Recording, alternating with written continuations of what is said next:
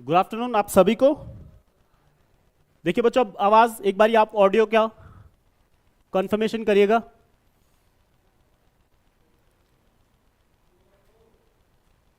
Good afternoon आप सभी को। Good afternoon, good afternoon. चलिए बच्चों, ये क्या चल रहे हैं, हमारी इस सीरीज में बायो के आपसे क्या लिए जा रहे हैं, प्रैक्टिस सेशन। ठीक है, आपके एग्जाम के देखते हुए अब यूट्यूब पे हमारे वेटरन्स डे को जो क्या चलेगी, ये वाली जो क्लास चलेगी वो बायो से रिलेटेड जितने भी एमसीक्यूज होंगे, ठीक है, वो चलेंगी। और फ्राइडे को केमिस्ट्री के, फ्राइडे को क्या चलेगा, केमिस्ट्री के एमसीक्यू चलेंगे। आज के इस क्वेश्चन का आंसर बताइए, ग्रीन मफलर योजना किससे रिलेटेड है? ग्रीन मफलर पॉल्यूशन किस पॉल्यूशन से संबंधित है? अब आवाज ओके आ रही है, एक बारी कंफर्मेशन करिएगा।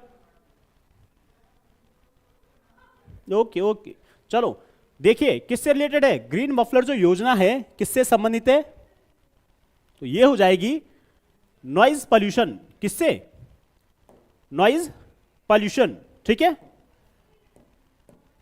ध्वनि प्रदूषण। इसमें क्या होता है, इसमें समय क्या होता है, ग्रीन मफलर असल में क्या है, ये जैसे सड़क के किनारे हो गया, वहां पे क्या होती हैं, पौधों की पंक्तियां लगाई जाती हैं। क्यों? क्योंकि क्या हो जाता है, ट्रैफिक में इतना क्या हो जाता है, नॉइज पोल्यूशन इतना हो जाता है। और जो प्लांट होते हैं वो क्या होते हैं, ध्वनि के अच्छे अवशोषक होते हैं, जिससे क्या हो जाता है, वो उस ध्वनि को क्या करते हैं, कम करने में क्या होते हैं, सहायक होते हैं। तो इससे रिलेटेड क्या है, जो ग्रीन मफलर योजना है, ये किससे रिलेटेड है?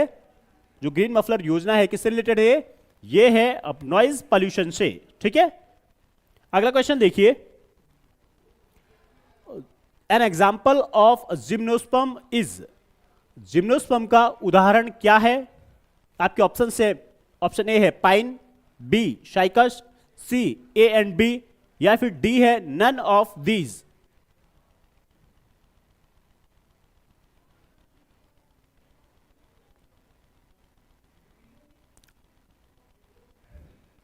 जिम्नोस्पर्म का एग्जाम्पल,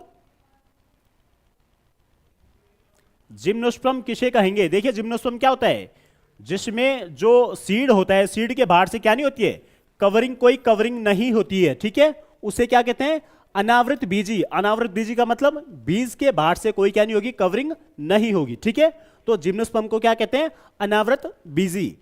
पूछ है इनमें से कौन सा उदाहरण किसका है, अनावृत बीजी का है। ठीक है, तो बताइए। ऑप्शन सी जिसने भी क्या कहा, ऑप्शन सी जिसने भी कहा है वो क्या हो जाएगा, इसका राइट आंसर हो जाएगा। तो इसका जो बेस्ट एग्जांपल है जिम्नोस्पर्म के, पाइन मतलब चीड़ हो गया, और साइकस, ये दोनों क्या हैं, जिम्नोस्पर्म के एग्जांपल, बेस्ट एग्जांपल है। आपसे बहुत बार पूछी जाती है जिम्नोस्पर्म के एग्जांपल, तो इनमें ये दो ही आपको मोस्टली देखने को मिलेंगे। ठीक है, अगला क्वेश्चन देखिए, पूछ है which species of mammals has the smallest RBC. स्तनधारियों में सबसे छोटी आरबीसी किसके अंतर्गत पाई जाती है, किसमें पाई जाती है?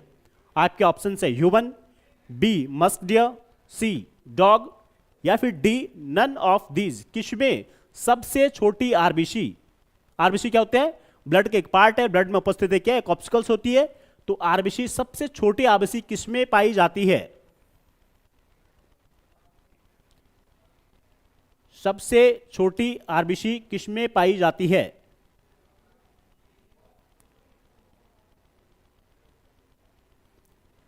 सबसे छोटी आरबीसी किस स्तनधारी में, किस मेमल्स में सबसे छोटी आरबीसी? मेमल्स मतलब स्तनधारी। ठीक है, जो दुग्ध उत्पादन करते हैं। किसमें हो जाएगा, मस्क डियर। इसका राइट आंसर क्या हो जाएगा, मस्क डियर। ठीक है, अगला देखिए, where is the Indian Institute of Forest Management located. ये जो IIFM है, भारतीय वन प्रबंधन संस्थान, तो कहां स्थित है? आपके ऑप्शन है, ऑप्शन ए है देहरादून, बी भोपाल, सी न्यू दिल्ली, या फिर डी मुंबई।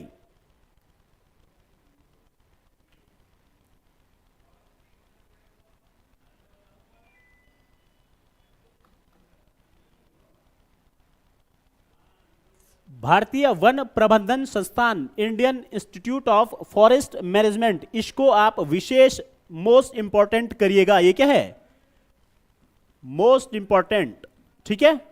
क्यों? इस क्वेश्चन में आप सभी ने, जिसने भी देहरादून अगर ऑप्शन आंसर दिया है तो वो क्या हो जाएगा? रॉन्ग आंसर हो जाएगा। भारतीय वन संस्थान नहीं है, भारतीय वन प्रबंधन संस्थान है, इंडियन फॉरेस्ट मैनेजमेंट, ठीक है। क्या है ये? फॉरेस्ट मैनेजमेंट है, वन प्रबंधन संस्थान। तो ये कहां पे है? एमपी भोपाल। कहां पे? भोपाल में अवस्थित है। देहरादून में क्या है? भारतीय वन अनुसंधान, फॉरेस्ट रिसर्च इंस्टीट्यूट। ये कहां पे है?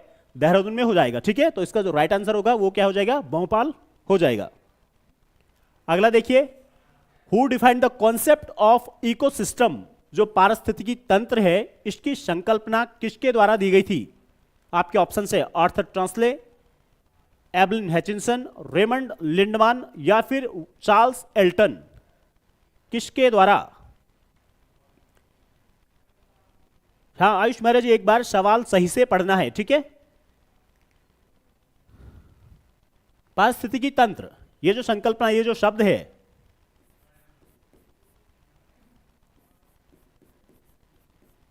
पारिस्थितिकी तंत्र, ठीक है।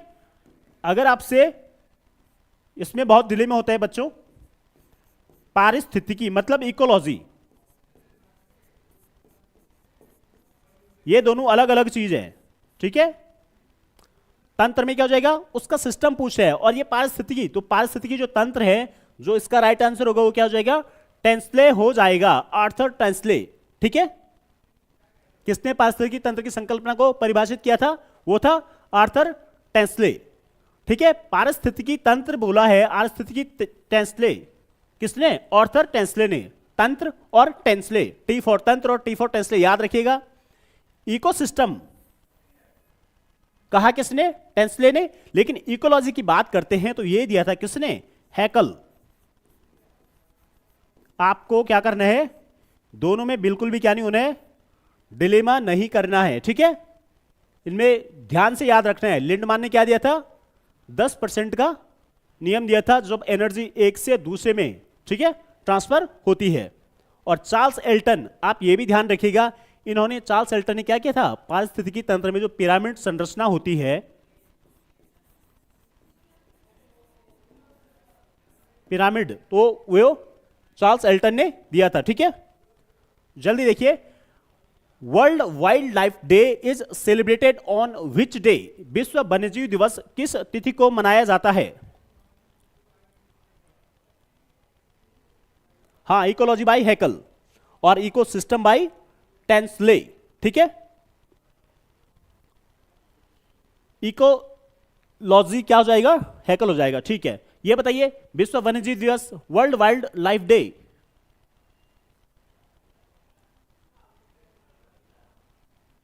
कब मनाया गया था? कब मनाया जाता है? 3 मार्च को वन्य जीवों के संरक्षण के लिए ये कब मनाया जाता है? ये दिवस मनाया जाता है। विशेष इस डे को क्या किया जाता है? सेलिब्रेट किया जाता है। और कब किया जाता है? 3 मार्च। अगला देखिए, theory of evolution was proposed by home. किसके द्वारा विकास का सिद्धांत प्रस्तावित किया गया था? आपके ऑप्शन हैं चार्ल्स डार्विन, बी है चार्ल्स डिकेंस, सी है अल्बर्ट आइंस्टाइन या फिर डी है आइजक न्यूटन। किसके द्वारा? किसके द्वारा विकास का सिद्धांत प्रस्तावित किया गया था? किसके द्वारा विकास का सिद्धांत प्रस्तावित किया गया था? तो क्या हो जाएगा आपका राइट आंसर? Charles Darwin. किसके द्वारा? चार्ल्स डार्विन के द्वारा विकास का सिद्धांत दिया गया था, ठीक है। अगला देखिए, which disease is caused by the deficiency of protein in our body. हमारे शरीर में प्रोटीन की कमी से, प्रोटीन की डिफिशियंसी से कौन सा रोग हो जाता है? आपके ऑप्शन है स्कर्वी, बी है बेरीबेरी, सी है रिकेट्स या फिर डी है क्वाशियरकर। कौन सी डिजीज प्रोटीन की डिफिशियंसी से होने वाली है?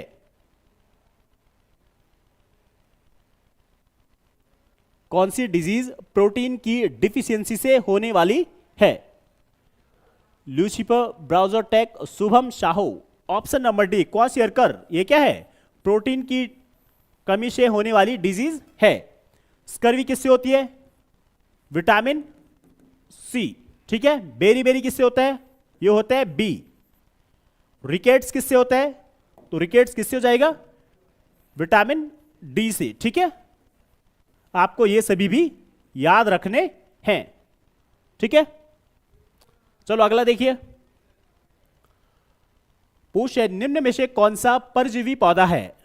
विच of the following is a parasite plant? परजीवी पौधा जो क्या होता है? दूसरे पर क्या करते हैं? अपना जीवन निर्वहन करता है। ऐसा कौन सा प्लांट है? तो आपके ऑप्शन है घटपर्णी, बी है मैंगो, सी है अमरबेल जिसको कुसकुटा कहा जाता है, डी है नागफनी मींस कैक्टस। बताइए कौन सा पादप पैरासाइट है? कौन सा पैरासाइट प्लांट है? क्या हो जाएगा? ऑप्शन नंबर सी अमरबेल बिल्कुल क्या हो जाएगा? राइट आंसर हो जाएगा।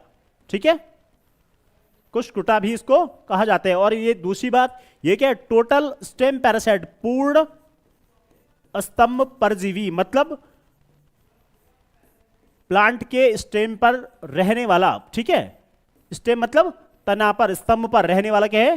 टोटल फुल्ली रूप से उस पर क्या होता है? पैरासाइट होता है। ठीक है, अगला देखिए। सेरिकल्चर शब्द किससे रिलेटेड है? The term sericulture is related to, आपके ऑप्शन हैं फिश, बी है हनी बी, सी है सिल्कवर्म फार्मिंग, या फिर डी है बर्ड्स। किससे रिलेटेड है?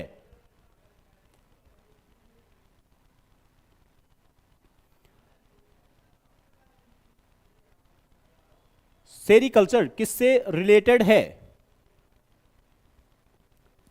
सेरिकल्चर किससे रिलेटेड है?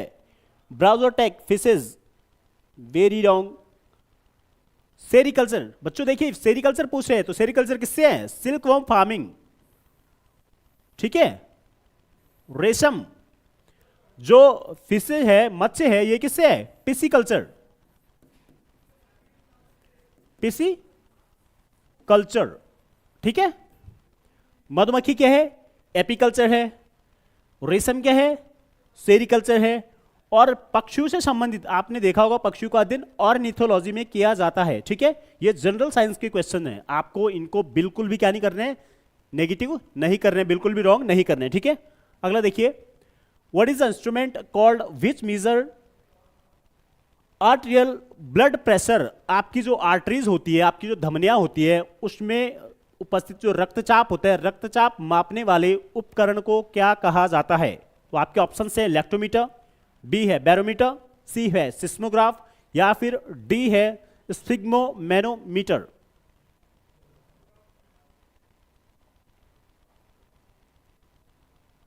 हाँ, ऑर्निथोलॉजी बर्ड्स के लिए होता है, पिसिकल्चर फिश के लिए होता है। ठीक है, ये आपको सभी, ये जनरल क्वेश्चन है, सामान्य से क्वेश्चन है, आपको बिल्कुल भी इनको क्या नहीं करना है? रॉन्ग नहीं करना है।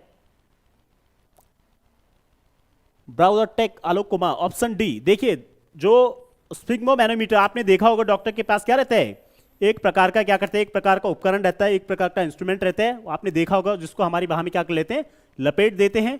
और उसके बाद उस पर क्या होती है? एक वायर सा रहता है और उस पर एक बॉल सी रहती है आगे। ठीक है, उसको जब प्रेस करते हैं तो वो जो पाठ्यांक रहता है, जो उस पर पैरामीटर रहते हैं, वो अप एंड डाउन करता रहता है। ठीक है, वही क्या है? स्फिग्मोमेनोमीटर। वो क्या कार्य करते हैं? रक्तचाप को, ठीक है, ब्लड प्रेशर को क्या करने का कार्य करते हैं? मेजरमेंट करने का कार्य करता है। ठीक है, और लैक्टोमीटर ये करता है क्या? प्योरिटी ऑफ मिल्क, दूध की शुद्धता को मापने के लिए। बैरोमीटर ये क्या करे? काम करेगा? एनवायरमेंट का जो प्रेशर होता है, वायुमंडलीय जो दाब होता है, उसको मापने का कार्य करता है कौन? बैरोमीटर। और सिस्मोग्राफ भूकंप की जो घटनाएं होती हैं, ठीक है, जो भूकंप को हम रिएक्टर पैमाने में मापते हैं बाद में, वो क्या होता है? सिस्मोग्राफ उससे रिलेटेड होता है। अगला देखिए।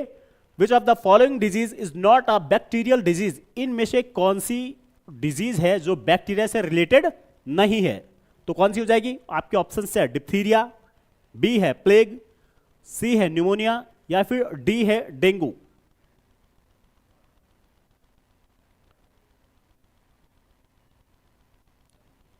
कौन सी डिजीज बैक्टीरियल डिजीज नहीं है? कौन सी डिजीज बैक्टीरियल डिजीज नहीं है? तो कौन सी नहीं है? डेंगू। ऑप्शन नंबर डी जिसने भी कहा है ये क्या हो जाएगा? राइट आंसर हो जाएगा। क्या है ये? एक वायरल डिजीज है। क्या है? एक वायरस जनित बीमारी, वायरस से होने वाली। ठीक है, ठीक है। क्या है? डेंगू क्या एक वायरस जनित बीमारी है। बाकी डिप्थीरिया, प्लेग और न्यूमोनिया हो गए, ये सभी क्या है? बैक्टीरियल डिजीज है। अगला देखिए, राइबोसोम्स निम्नलिखित में से किसके लिए कार्यस्थल है? Ribosome is the work place for which of the following? आपके ऑप्शंस है प्रोटीन सिंथेसिस, बी है फोटोसिंथेसिस, सी है लिपिड सिंथेसिस और डी है नन ऑफ दीज। डी क्या होगा? None of these. बताइए, राइबोसोम किससे रिलेटेड है?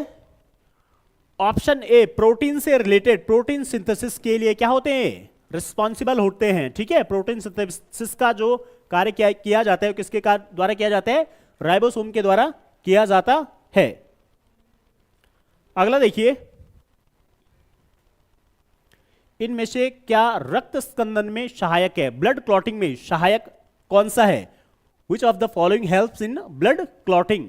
विटामिन ए, डी, के या फिर ऑप्शन नंबर डी है फॉलिक एसिड।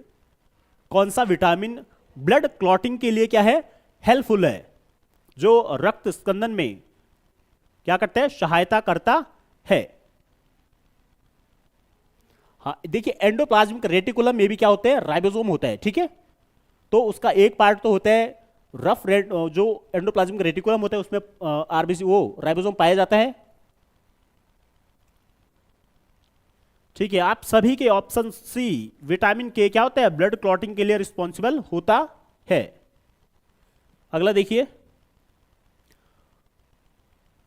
यहां पे लिखिए आप, एक मिसप्रिंट हो गया, 16 सितंबर है ना, यहां नीचे लिखा हुई 16 सितंबर को कौन सा दिवस मनाया जाता है?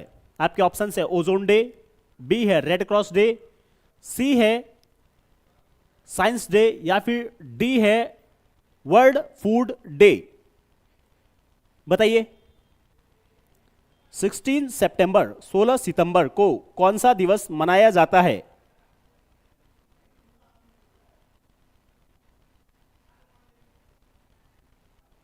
सोलह सितंबर को कौन सा दिवस मनाया जाता है?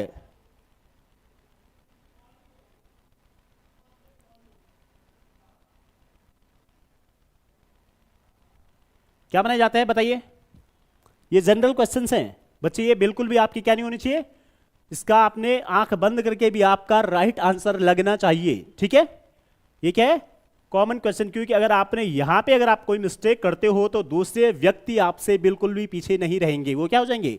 आपसे आगे हो जाएंगे। ठीक है, ओजोन डे क्या मनाया जाता है? 16 सितंबर को मनाया जाता है। रेड क्रॉस डे है, 8 मई को मनाया जाता है। कब मनाया जाता है? 8 मई। ठीक है, विज्ञान दिवस है ये 28 फेब, 28 फरवरी। ठीक है, और वर्ल्ड फूड डे है ये 16 अक्टूबर। आपको ये जनरल डे क्या होनी चाहिए? याद होनी चाहिए। ठीक है, जो साइंस से रिलेटेड है। पूछ है what is a process through which CO2 and O2 are exchange in plants? पादपों में CO2 तथा O2 का जो विनिमय होता है, जो एक्सचेंज होता है, किसके द्वारा होता है? कौन सी प्रोसेस ऐसी है? ठीक है, आपके ऑप्शन है ऑस्मोसिस, बी है डिफ्यूजन, सी है फर्मेंटेशन या फिर डी है प्लाज्मोलाइसिस। बताइए। रेस्पिरेशन हम इसको कह सकते हैं, CO2 का लेना, वो CO2 का बाहर डालना और O2 का लेना। ठीक है, जो श्वसन होता है किस पादपों में, पादपों की बात कर रहे हैं, किसकी? प्लांट्स की बात कर रहे हैं, तो किस प्रोसेस के थ्रू होता है? ऑप्शन बी, ये क्या हो जाएगा? डिफ्यूजन। बिल्कुल, विसरण क्या हो जाएगा इसका? राइट आंसर हो जाएगा। ठीक है, अगला देखिए, पूछा है, सबसे आपके एग्जाम में पूछे जाने वाला सबसे जनरल क्वेश्चन है और सबसे बार बार पूछे जाने वाला क्वेश्चन है। ये पूछे आपसे, what is the reason for the wooden doors swelling up during rains. बरसात के समय में जो लकड़ी के दरवाजे होते हैं वो फूल जाते हैं, तो इसका कारण क्या है?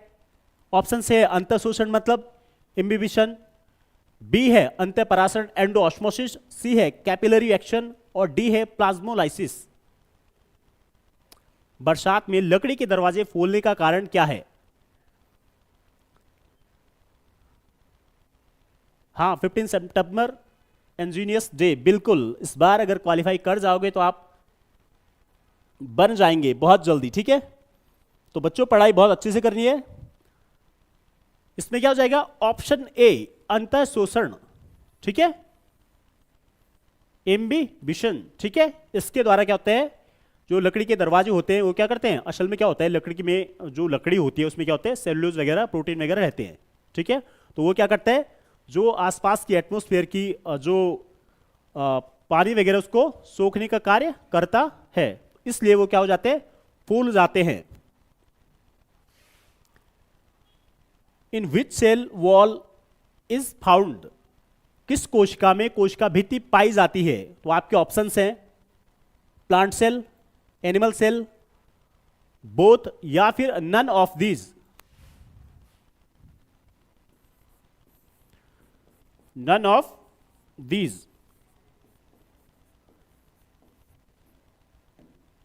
बताइए, देखिए सेल वॉल आपसे क्या पूछे, सेल वॉल। सेल वॉल हमेशा किस में पाई जाती है? प्लांट सेल में। किस में? प्लांट सेल में पाई जाती है, ठीक है। ये सबसे आउटरमोस्ट वॉल होती है किसकी? प्लांट सेल की। किसकी होती है? प्लांट सेल की। तो इसका जो राइट आंसर हो जाएगा ए हो जाएगा। अगला क्वेश्चन देखिए, आपसे पूछ रहे हैं माइक्रोग्राफिया जो पुस्तक है ये किसके द्वारा लिखी गई है? आपके ऑप्शन से रॉबर्ट ब्राउन, बी है रॉबर्ट हुक, सी है चार्ल्स डार्विन या फिर डी है ल्यूवेन हॉक।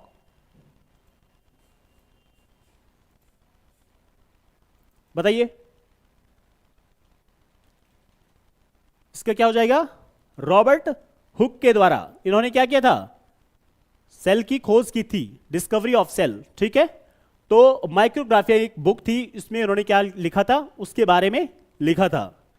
देखिए बच्चों, आज का आखिरी क्वेश्चन आपसे पूछ है, डीएनए में कौन सा नाइट्रोजनी क्षार नहीं पाया जाता है? Which nitrogenous base is not found in DNA. आपके ऑप्शन हैं, ऑप्शन ए है एडेनिन, बी है साइटोसिन, सी है ग्वानिन या फिर डी है यूरेसिल। कौन सा नाइट्रोजन क्षार डीएनए में नहीं पाया जाता है?